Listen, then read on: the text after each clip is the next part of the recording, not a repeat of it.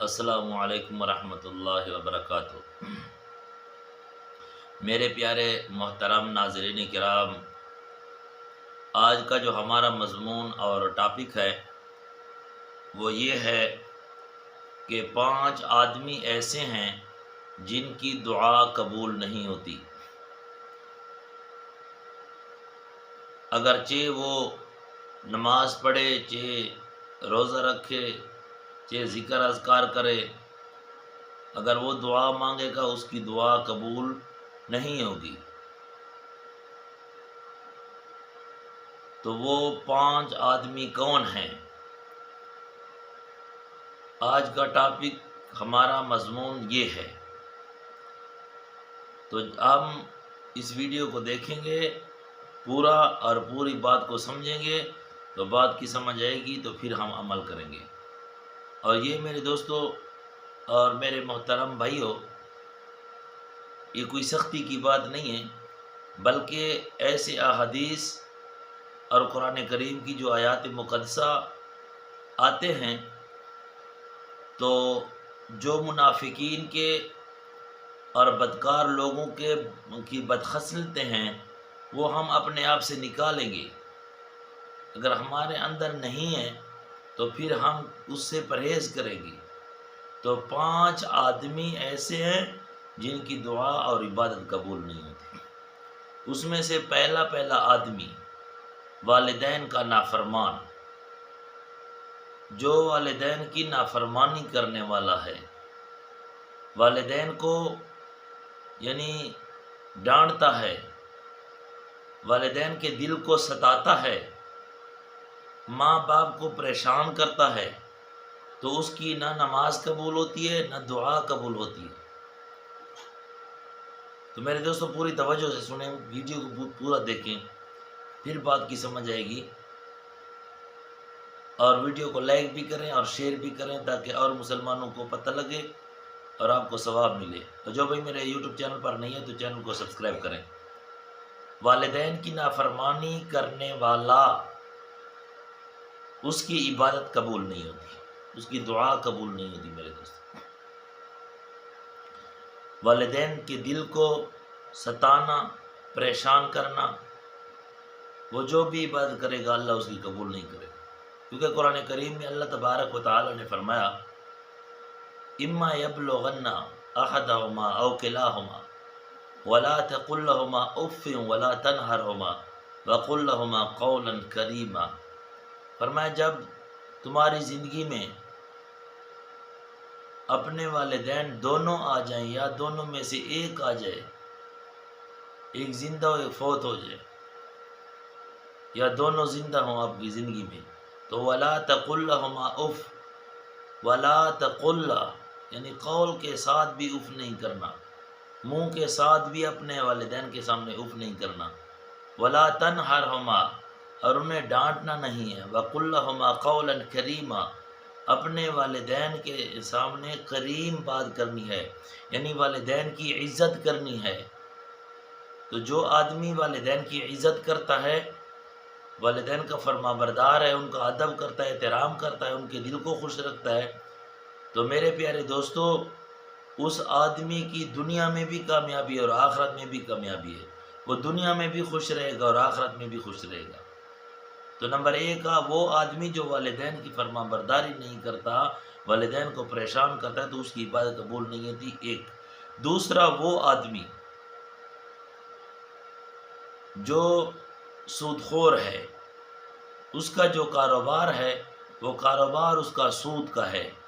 تو اس کی عبادت بھی قبول نہیں ہوتی، کیونکہ سود حرام ہے۔ کاروبار جو مال ہے وہ سود کا جو ہو تو وہ حرام ہو جاتا ہے، اور حرام کمائی جو ہوتی ہے، حرام کھانا پینا پہنا جو ہوتا ہے، اس کے ساتھ عبادت قبول نہیں ہوتی۔ سنی حدیث، رسول اکرم صلی اللہ علیہ وسلم نے فرمایا مطعمہ حراما ملبسہ حراما مشربہ حراما، مطعمہ حراما اور ملبسہ حراما مشربہ حراما، یعنی مطعمہ حراما جس کا مطعم حرام ہے، مطعم کہتے ہیں طعام کو، طعام کہتے ہیں کھانے کو، اللہ کے رسول صلی اللہ علیہ وسلم نے فرمایا کہ جس کا کھانا حرام ہے، ملبسہ حراما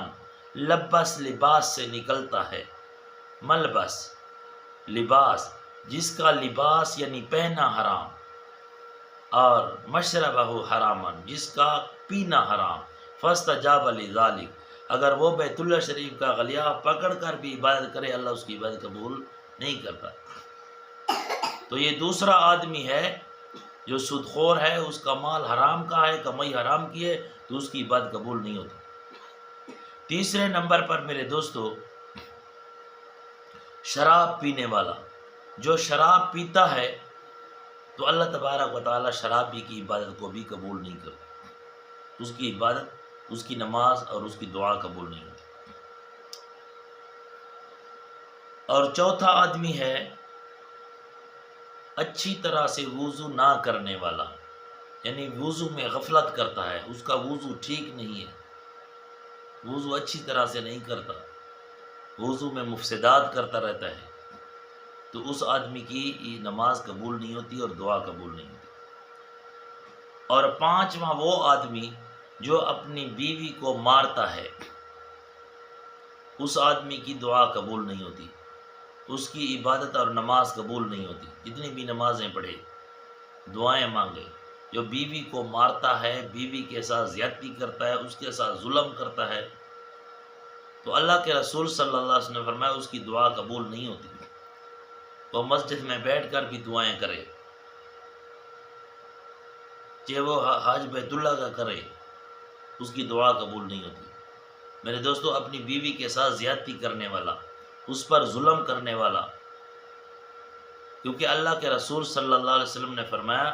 کہ یہ تمہارے گھر کی زینت ہے، اور اللہ کا قرآن فرماتا ہے، دوسرا پارہ ہے، اللہ فرماتے ہے سورۃ بقرہ میں، ہن لباس لکم وانتم لباس لہن، یہ عورتیں جو ہیں یہ تمہارا لباس ہیں، ہن لباس لکم، ہن لباس لکم، یہ ہیں عورتیں، لباس لکم تمہارا لباس، وانتم لباس لہن، اور تم عورتوں کا لباس ہو، یعنی خاوند بیوی کا لباس ہے اور بیوی خاوند کا لباس ہے۔ تو اللہ کا رسول صلی اللہ علیہ وسلم فرماتے ہیں یہ تمہارے گھر کی زینت ہے، اور قرآن کہتا ہے کہ یہ تمہارا لباس ہے، تو لباس سے زیادہ اور کوئی چیز ہو نہیں سکتی۔ اور رسول اکرم صلی اللہ علیہ وسلم نے فرمایا یہ تمہاری باندیاں ہیں، ان کا خیال رکھو، انہیں مت مارو، جو تمہارے کچن کو سنبھالتی ہیں، تمہارے گھر کا خیال رکھتی ہیں، تمہارے بچوں کا خیال رکھتی ہیں، تمہارے مال کا خیال رکھتی ہیں، تمہاری عزت اور بروہ کا خیال رکھتی ہیں، ان کو مت مارو، اللہ کے رسول صلی اللہ علیہ وسلم نے منع فرمایا۔ اور جو آدمی بیوی کے ساتھ ہمیشہ کے لیے جھگڑا کرتا ہے، تو یہ بھی حدیث سے ثابت ہے کہ وہ آدمی پریشان ہی رہتا ہے، اس کی کامیابی نہیں ہوتی، اس کی گھر میں برکت نہیں ہوتی، اس کے کاروبار میں برکت نہیں ہوتی۔ تو یاد رکھیں، سب سے پہلے اپنے گھر کا خیال رکھنا ہے، اپنی بیوی بچوں کا خیال رکھنا ہے، ان کو اچھی تربیت دینی ہے۔ قرآن کریم نے یہ سبق دیا ہے، رسول اکرم صلی اللہ علیہ وسلم نے یہ سبق دیا ہے۔ تو جس آدمی کے گھر میں خیر نہیں ہے، اس کی بیر بھی خیر نہیں ہے، جس کے گھر میں اچھائی نہیں ہے، بیر بھی اچھائی نہیں ہے، جس نے اپنے گھر میں اچھائی نہیں کی، گھر کو اچھا نہیں رکھا۔ ہمارا ایک معقولہ ہے سرائے کی زبان کا، کہ وہ کہتی ہیں، بزرگ جو معقولے ہوتے ہیں یہ اچھے ہوتے ہیں، بہت بزرگ کی کچھ باتیں صحیح بھی ہوتی ہیں۔ وہ کہتے ہیں سرائیکی کا معقولہ ہے کہ چل دی خیر تا کل دی خیر، چل دی خیر کونی تا کل دی خیر کونی، یعنی اپنا جو چولہا ہے اگر اس کی خیر ہے، وہ اچھا ہے، تو سارا جہان اچھا ہے، اگر اپنا چولہا اچھا نہیں ہے تو سارا جہان اچھا نہیں ہے۔ تو چولہے سے مراد اپنی بیوی ہے، کہ بیوی کو خیال رکھو، یہ رن مریدی نہیں ہے۔ اگر کوئی آدمی اپنی بیوی کے ساتھ جو ہے نا اچھا سلوک رکھے اور بیوی کے ساتھ مشورہ کرے، باہر کے کام کا، گھر کے کام کا، اپنی بیوی کو ساتھ بٹھا کر اس سے مشورہ کرے، یہ کوئی رن مریدی نہیں ہے، نہ بھی غیرت، یہ غیرت کا کام ہے۔ اللہ کے رسول صلی اللہ علیہ وسلم نے اسے پسند فرمایا ہے۔ تو میاں بیوی کا اتفاق ہوگا تو باہر جو میاں ہے، وہ جو خاوند ہے، اس کا سارا کام جو ہے نا آسان ہوگا۔ تو میرے دوستو یہ 5 باتیں ہیں، 5 آدمی ہیں ان کی اللہ دعا قبول نہیں کرتا۔ سب سے پہلے، پھر میں لوٹاتا ہوں دہراتا ہوں کہ سب سے پہلے والدین کی نافرمانی کرنے والا ایک، دوسرا آدمی سود خور جو ہے اس کی کمائی حرام کی ہو، 2، اور تیسرا آدمی اچھی طرح سے وضو نہ کرے تو اس کی عبادت نماز قبول نہیں، دعا قبول نہیں، وضو کا خیال نہ رکھے، اور چوتھی بات جو ہے شراب پینے والا، اور 5ویں بات اپنی بیوی کے ساتھ برا سلوک رکھنے والا۔ تو میرے پیارے دوستو، ہم جو سن لیں اس پر عمل ضرور کریں، ہم ان باتوں کا خیال رکھیں جو ہم سنتے ہیں۔ یہ کوئی میں تنقید نہیں کر رہا کہ کیا ہے یہ باتیں